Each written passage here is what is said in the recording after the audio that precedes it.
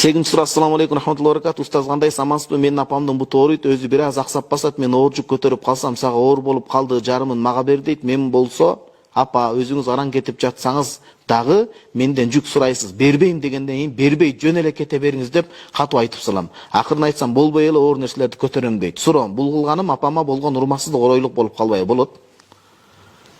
Пакеттин өзүн бериңиз да жеңил нерсени калтырып калганын көтөрүңүз. Эми апа деген апа, кызын аяйт. Анткени катуу айтсаңыз, байкуш сизге унча калбайт, бирок каарыганда адам жаш бала сыяктуу мүнөзгө кетип калат экен да, таарынчак болуп. Аксакалдар менен баарлашсам айтат да. Ушундай аксакалдар айтат, балаң дейт, үйгө кирип баратканда мени биринчи кир дейт бекен, төр жака же баласын кир дейт бекен деп жүрөгүң менен күтүп турасың дейт. Эни биринчи кир десе, кадимкидей ыраазы болуп жаш баладай отурасың дейт.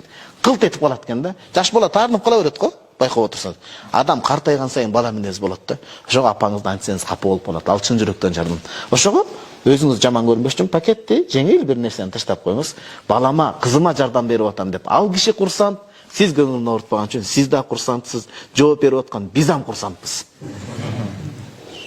Хамма йогубуз курсант болуп калдык да. Everybody, элдин баары.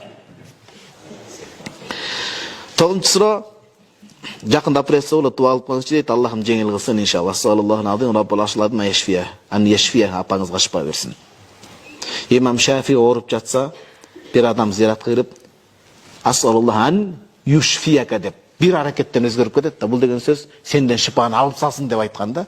Бирок ал араб тилин окуган эмес. Десе Имам Шафи күлүп туруп ооруган жерин, "О Аллахым, тилиндеги дуа эмес, жүрөгүндөгү дуасын кабыл кыл" деген да.